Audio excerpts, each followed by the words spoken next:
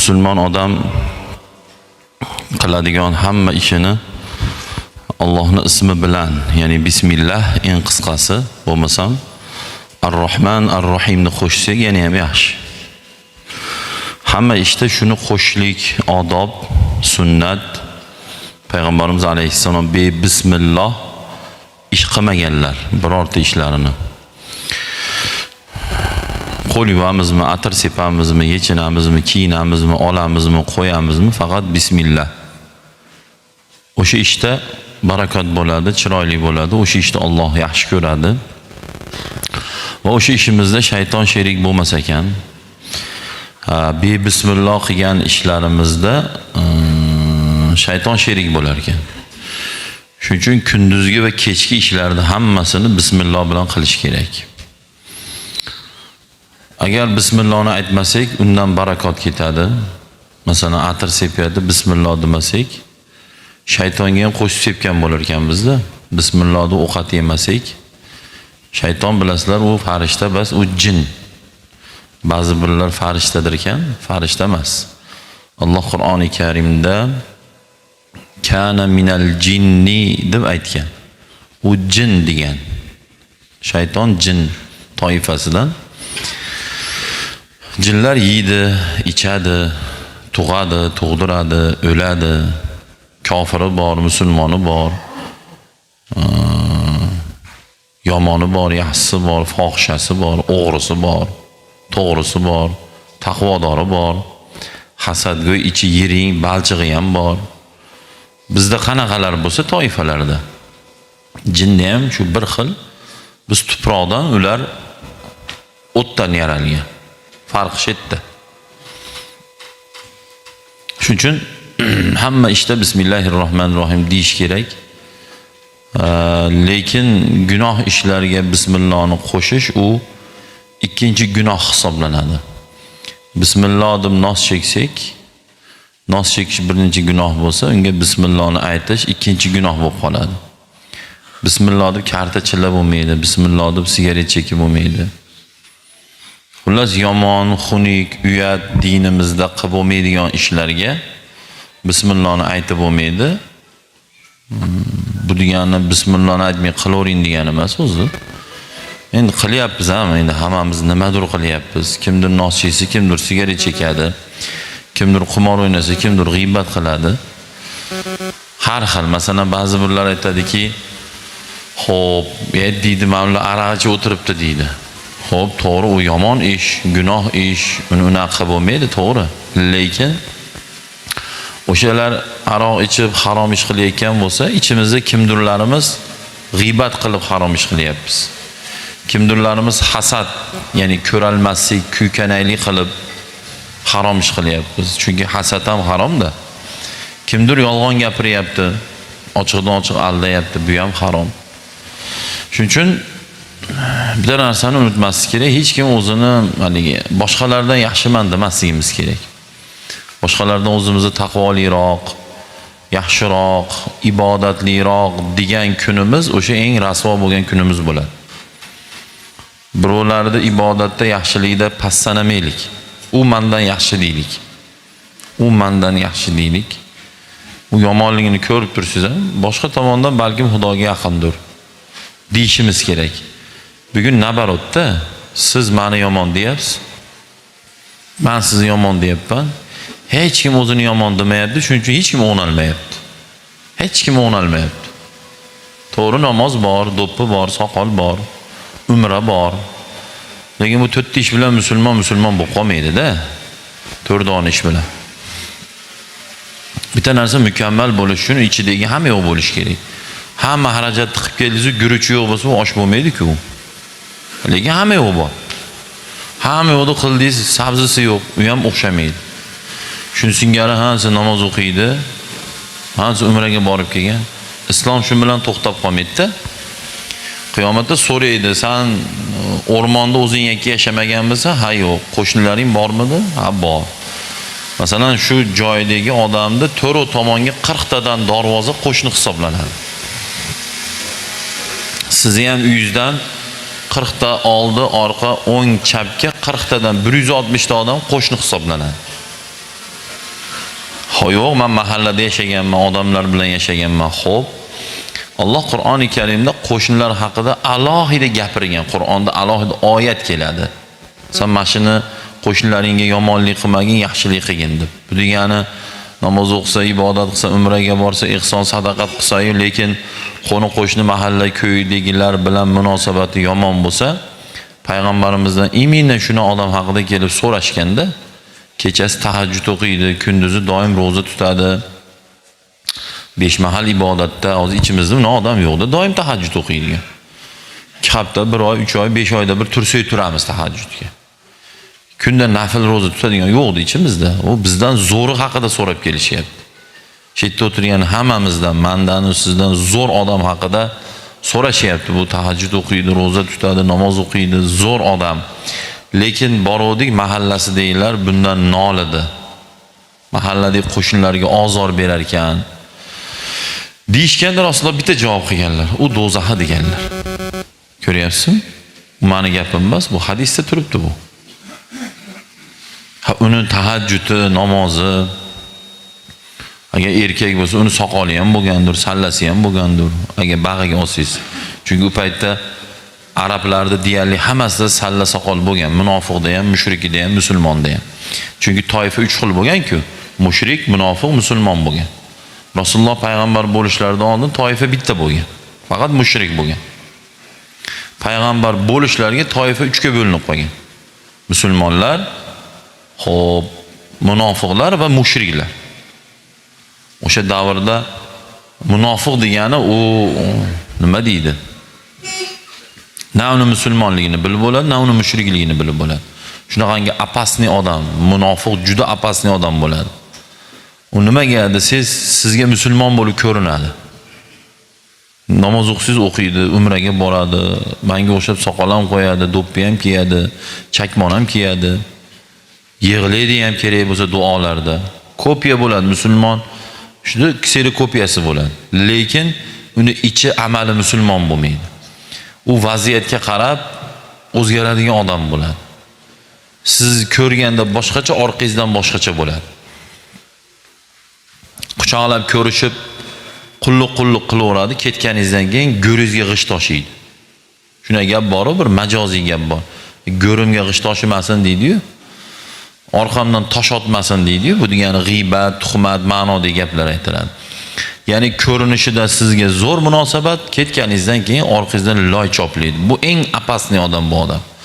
Odamlarning ichida o'zidan odob, avliyoni yoqib oladi, yolg'iz qolganda, o'ynagani borganda, yo oldi berdilarda, yo quda andachilikda, yo qo'ni qo'shnichilikda, yo yori birodarlikda rasvo bo'ladi. Rasvoligi nima? Kerak bo'lsa, kelin tomon bo'lsa, kuyov tomon deylardi, yomonlikdi, xullas ularga yomonlik qiladi, qizini olib kelib olaman deydi, yoki kuyov tomon bo'ladigan bo'lsa, kelinga zulm qiladi, xorlaydi, xo'rlaydi. Qarasiz, masjidda safda o'tiribdi o'sha rasvoya. U safda o'tirdi degani u jannati degani emas-da u. U safda o'tiribdi degani u jannati bo'lish uchun, siz bilan menga oddiy bitta piyola yoqish uchun uni razmeri, rangi, guli, chizig'i biz aytgandek bo'lish kerak, to'g'rimi? Rangi hamma yo'g'i to'g'ri kelyapti, guli biz aytganda qabas. Olmaysiz-da u piyolani. Ha, endi Xudoga yoqadigan musulmon bo'lish uchun, ha, musulmonmi deng? Ha, shu, ha, men payg'ambarim Muhammad alayhisalom, san Robbim san, kir jannatga demaydi u. Kofirmisan? Ha, yo bor do'zaxga deydi. U kofirni hisob kitob qilmaydi. Nimasi hisob kitob qiladi uni? Mana abituriyent bo'lmagan odam dokumentimga qarasa, egan berdi, men pasportda Shukurjonman. Shukurjon yozilib qolgan. Deb qarasa imtihonga bordim. Aka, spiskada yo'qsiz siz deydi. Imtihonga kirmaysiz deydi. To'g'rimi? Iymon ro'yxatida borlar imtihonga kiritiladi qiyomatda. Iymoni borlar hisob kitob qilinadi. Iymoni yo'q, kofirmi kir do'zaxga deydi. So'rab o'tirmaydi undan. Nimaga zino qiluvding, nimaga aroq ichuvding, nimaga gnidalik qilgansan, nimaga kozyo'llik qilib chaqimchilik qilgansan, nimaga chekkansan, nimaga ichgansan deb so'rab o'tirmaydi undan. Bor, tiqvor abadiy do'zaxga deydi. Mo'minmisan, turmaydi deydi. Sen nimaga mo'minlikni da'vo qilib so'kingansan birovni onasidan kelib? Nimaga yolg'on gapirgansan? Nimaga chekkansan? Nimaga ichgansan? Nimaga namoz o'qimagansan? Nimaga o'zing katta olgansan? Nimaga chaqimchilik qilgansan? Nimaga zino qilgansan? Nimaga karta o'ynading? Nimaga qimor o'ynading? Nimaga ota-onangni xafa qilding? Shunaqa savol javoblar razbor biz qilinamiz razbor. Iymon bilan o'lsak, biz razbor qilinamiz. Bizdan so'raladi. Bu degan nima degani desa, Xudoning imtihoniga kirib olish o'zi bitta katta baxt. Endi u kirib olgandan keyin endi ag'ini o'ylab qo'yish kerak. Shuning uchun mana ertaga muammo bo'ladigan ishni bugun qilmayapmiz. Mana o'g'rilik qilsa ertaga muammo qamalamiz. To'g'rimi? Odam o'ldirsak ertaga muammo qamalamiz. Shuning uchun Xudodan qo'rqib bo'lmasa-da, qonundan qo'rqib, qamalishdan qo'rqib, shtrafdan qo'rqib, 15 sutkadan qo'rqib, sharmanda bo'lishdan qo'rqib, nimadir biz uchun o'ti indinga muammo bo'ladigan ishlarni qilmayapmizmi? Ochig'ini aytganda qilmayapmiz-da. Xo'p, endi shuni singari musulmon odam aqlli, bizda kallali deydi, aqlli va kallali bo'lish kerak, farosatli bo'lish kerak. U nima desa, o'ylash kerak-da. Ertaga muammo bu ishga shuni qilmay. Xo'p, bu dunyodagi muammo, ertaga qiyomat, men kofir basman, qiyomatga ishonaman, do'zaxga ishonaman, jannatga ishonaman, sirot ko'prikka ishonaman. Alloh taoloning hisob kitobiga borib, Allohga qilgan ishlarim haqida javob berishga ishonaman. To'xta, xo'p, ishonishni o'zi bilan bo'lib qolmaydi-ku ish. Ras ishongandan keyin do'zaxga ishonasanmi? Ha, do'zaxga nima olib keladi? Hammasining spiskasi bor. Birorta do'zaxga olib boradigan amallarni birortasi qolib ketmagan. Hammasi Qur'on, hadisda at-ido hammasi aytilgan. 100% spiska bor. Shu ishlar do'zaxga olib kiradi. Kirgin kelmayaptimi? Ha, yo'q. Qilma shu ishni. Endi jannat unga olib kiradigan hamma ishlar ro'yxati bor. Jannatga kirgin kelyaptimi? Qil shu ishni. Tamom. Bo'l, qoida shu. Eng qizig'i do'zaxga kirmaslikka harakat qiyin emas. Jannatga kirishga harakat qiyin emas. Juda oson. U nima edi? Alloh Qur'onda men sizlarni dinlaringni qiynamaganman deydi. Din juda yengil. Ham yengil, ham foyda o'zimiz uchun.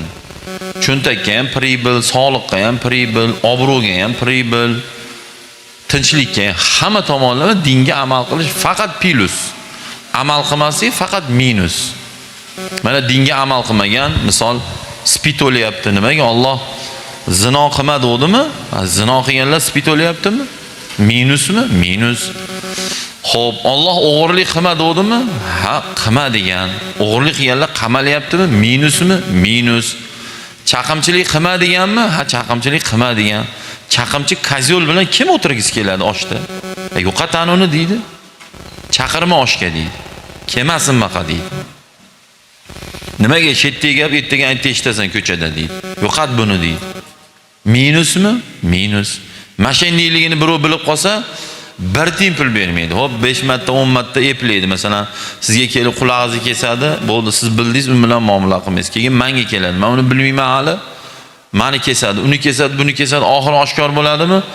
Bo'ldi, 1 yil, yarim yilga bormaydi. Hech kim bilan muomala qilmaydi.